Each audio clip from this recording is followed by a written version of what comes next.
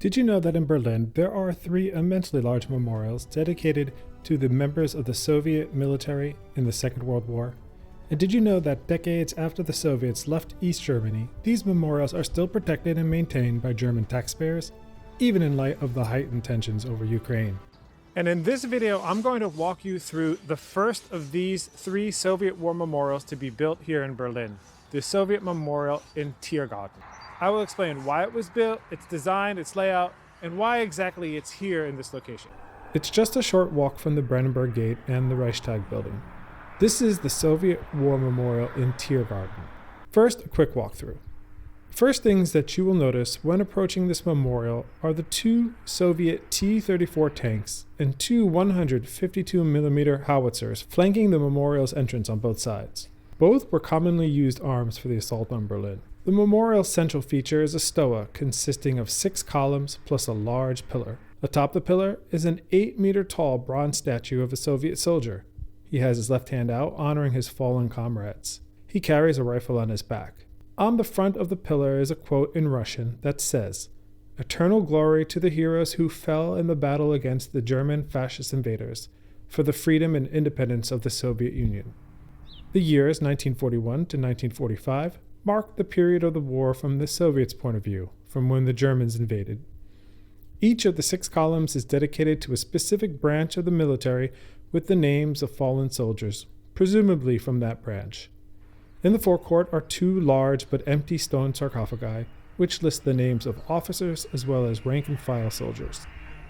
Behind the stoa are 2 small buildings housing exhibition space and information panels explaining the memorial, its history, function, and importance. And beyond that is the rear lawn, where at least 2,000 Red Army soldiers lay and rest. And while the memorial is big, taking up roughly 27,000 square meters or almost 7 acres, it's not even close to being the largest Soviet memorial in the city. That title belongs to the Soviet War Memorial in Treptower Park, the subject of another video in this series. Amazingly, the memorial was finished and dedicated by November of 1945, just 6 months after Germany's surrender, with the nearby Reichstag and surrounding Tiergarten in ruins. It was the first of the 3 Soviet memorials to be built and dedicated in Berlin. Why was this memorial built so quickly, and why was it dedicated here on this spot? To those of you who know your Cold War Berlin geography, you'll know that this location was inside of the British sector. The number of deaths in the Soviet Union as a result of the Second World War totaled in the tens of millions. An estimated 7 million Soviet soldiers died throughout the war. The memorial sits on the planned intersection of Charlottenburger Chaussee, the then name of the street in front of the memorial today, and Prachtallee. Prachtallee was a planned 5-kilometer long and 120-meter wide thoroughfare and symbolic center of Germania, the name given to the new German capital envisioned by the Nazis. Prachtallee was conceived as a monumental boulevard lined with grandiose buildings, including the ridiculously large Volkshalle at its northern end and a massive triumphal arch at its southern end. And by placing the memorial here, the Soviets seem to have erected a permanent message about who won this war. It was a political statement like no other. And some of the unfinished curbs for this intersection still exist just across the street. There's one right here, and another one down here. And speaking of Germania, it has long been rumored that the materials used to build this memorial were at least partially obtained from the ruins of Hitler's new Reich Chancellery, one of the few buildings of Germania that were realized. However, it seems to me that direct evidence is lacking. I think it's much more likely that the Soviets used stockpiles of stone that were set in reserve and were to be used for the buildings that were planned for Germania. And by the way, if you'd like me to do a video on the remnants of Germania here in Berlin, let me know in the comments below. And as for timing, there are 2 likely reasons. One was the sheer need to bury dead soldiers. There were just over 80,000 Soviet soldiers who died in the final days of the war in the Battle of Berlin.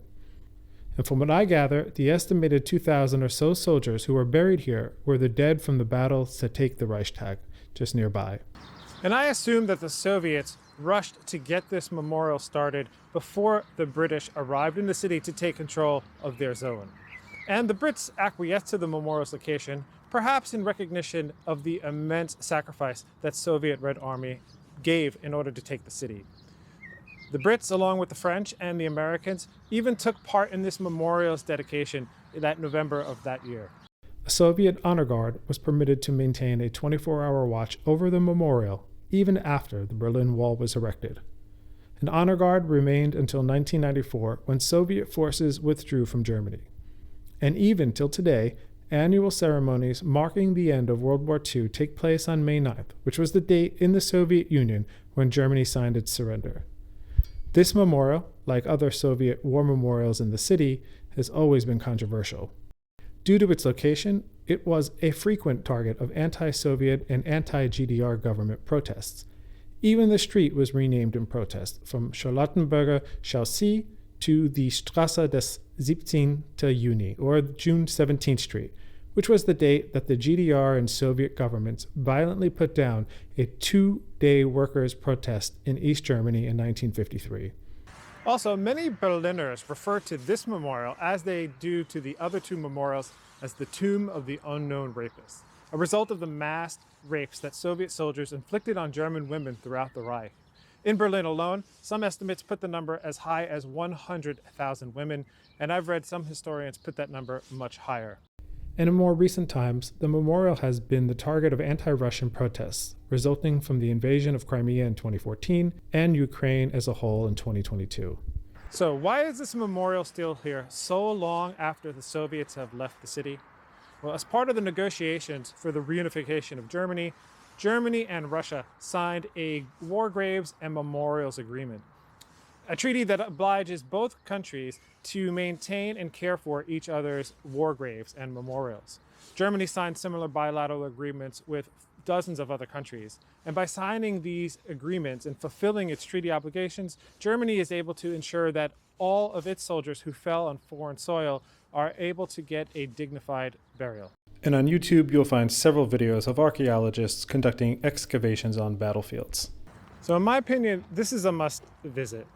I know the memorial is controversial, and it's not the most contemplative. As you probably noticed, the noise from the street takes away from the reflective nature. And that's why they built these other two memorials, which I'm going to be publishing videos of in the near future. But if you're a history buff, this is a must-see. You're so close to the Brandenburg Gate. You're close to where the final battle of World War II, the storming of the Reichstag took place. This is where many of those soldiers were buried. You're at the main intersection of the new planned Germania, the two main roads. So this place has a lot to offer that the other two memorials don't have. And this is most likely the one that you're going to be able to visit easily. The other two take a little bit of time to get to, and I will explain those in the next videos. So plan to visit this memorial in conjunction with a visit to the surrounding attractions. The Reichstag Building is connected to the Soviet War Memorial in Tiergarten by a 2-minute walk along a path. It takes you right up to the security building. If you did not secure tickets to enter the Reichstag before you arrived and you'd like to go in, then head over to the same-day ticket office on Scheidermannstrasse. I have a video on how to visit the Reichstag building that provides helpful tips on securing entry to the dome or a tour of the building, as well as what you'll see. A link to this video is in the description below. And I also have a link in the description to a video of the Brandenburg Gate and Preiserplatz. Why don't you check out some of my other videos on my channel, and I'll see you in the next video. Thanks for watching. Tschüss!